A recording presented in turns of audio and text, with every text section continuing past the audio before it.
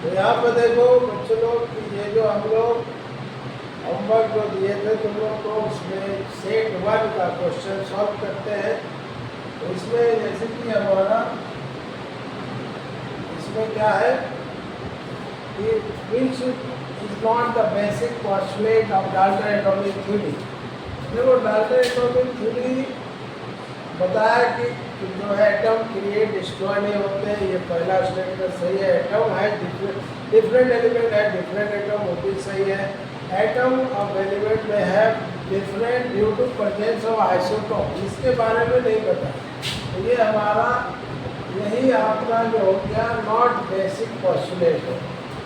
अब modern atomic scale जो है वो तैयार किया गया कार्बन 12 के बेसिस, कार्बन 12 के बेसिस, ठीक है। अब यहाँ देखो हम लोग यहाँ पे देखते हैं कि एक एमयू किसके बराबर होता है, तो 12 पार्ट ऑफ C12 के बराबर होता है। अब देखो यहाँ पे कि यहाँ पे बोला गया एटॉमिक मास सोडियम का 23 है, तो 46 ग्राम में कितना मोल होगा। जब भी हम लोग मोल निकालते हैं तो मोल निकालने का फॉर्मूला क्या होता है, जितना मास दिया रहता है उसको उसके एटॉमिक मास से डिवाइड कर दो, यानी 2 मोल होगा। ये ऑप्शन से। अब देखिए यहाँ पे क्या बोला गया कि 1 ग्राम एटम, 1 ग्राम एटम कितने बराबर होते हैं, जितना किसी का एटॉमिक मास होता है। तो यानी कि इतना ये ऑप्शन होगा इससे, ठीक है। तो हम लोग यहाँ 5 क्वेश्चन तक कर लिए। अब देखिए यहाँ पे हम लोग देखते हैं 6 नंबर से।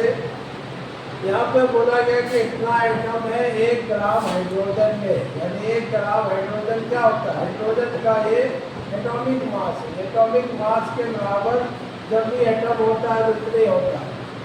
अब यहाँ हीलियम में यदि एटॉमिक मास 4 है तो इसमें भी इतना ही एटम होंगे, इसमें भी इतना ही एटम होंगे, यानी इसमें भी इतने ही एटम होंगे। तो हम लोग को बोला गया कि 4 ग्राम हीलियम में कितना आइटम नहीं पूछा गया, हम लोग को पूछा गया 1 ग्राम हीलियम में।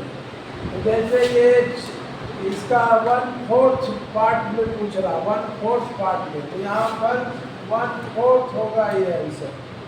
अब देखो यहाँ पर बहुत इंटरेस्टिंग क्वेश्चन दे दिया कि ए का एटॉमिक मास है 40, बी का है 80।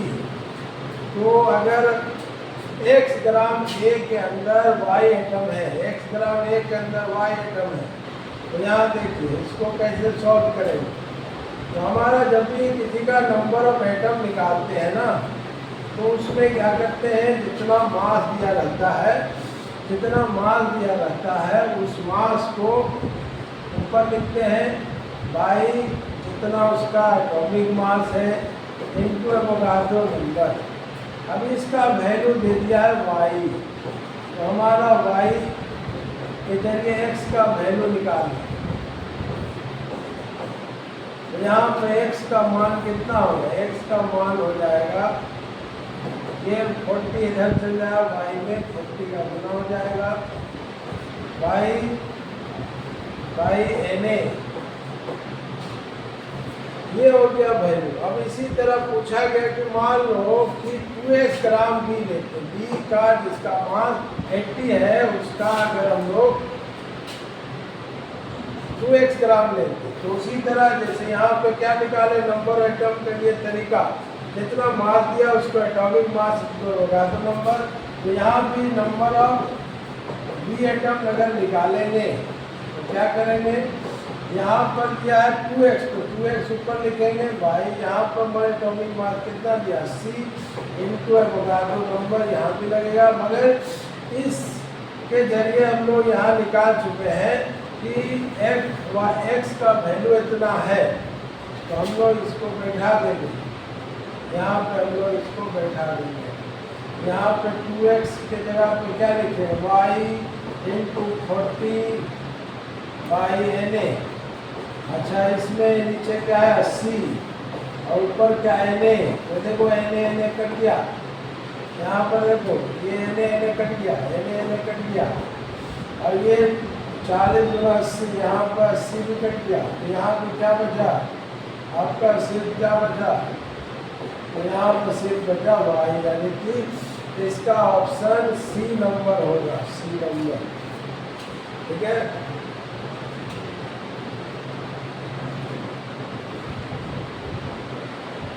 अब यहाँ देखिए एक सैंपल है, यहाँ पर देखिए एक सैंपल है।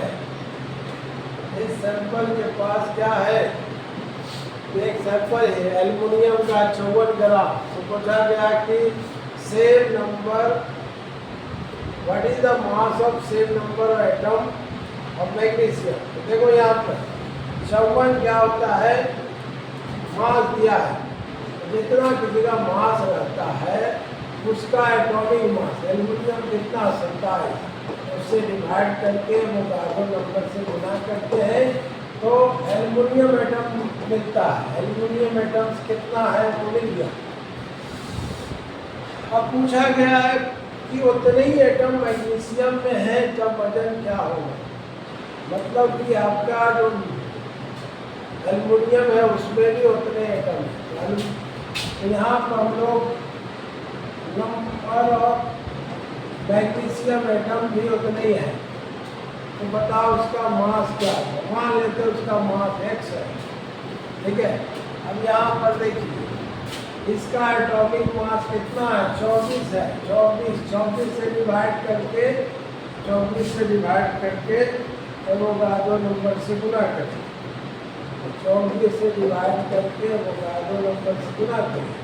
मैग्नीशियम में 34 से क्यों डिवाइड दिए, क्योंकि मैग्नीशियम का एटॉमिक मास 24 है। अब यहाँ देखिए हम लोग जो आपका एल्युमिनियम का एटम है उतने ही मैग्नीशियम का एटम है, तो यहाँ पे उतने लिख देते हैं 54 into Na by 27 equal to x into Na by 24। तो देखिए ये दो बार में कट गया, Na कट गया, तो यहाँ पे क्या आया, x बराबर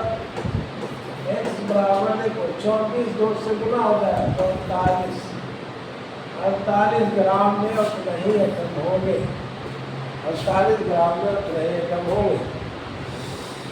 अब देखो यहाँ पे एटॉमिक मास आयरन का इतना दिया है, पूछा गया इतना में ग्राम में कितना एटम होंगे, तो जितना मास दिया है ना बच्चा उसमें उसके एटॉमिक मास से डिवाइड कर दो,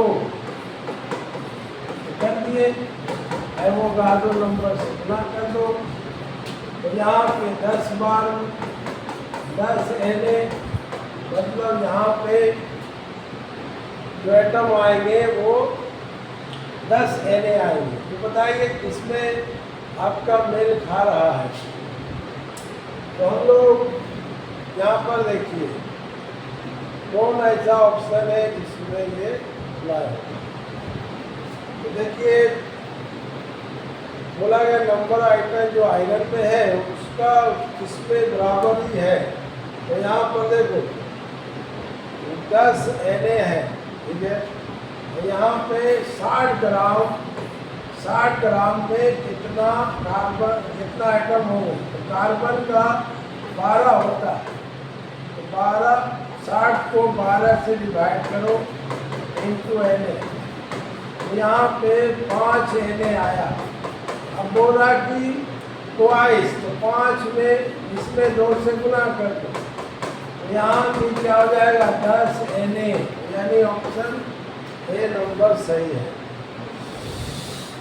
अब बोला which of the following has maximum mass, 1 mole carbon मतलब 12 ग्राम, 10 ml वाटर मतलब 10 ग्राम, 10 ml वाटर मतलब 10 ग्राम, आधा मोल CH4 का मतलब 16 होता है, इसका 1 मोल का मास, तो आधा मोल का 8 ग्राम, ये 8 ग्राम हुआ।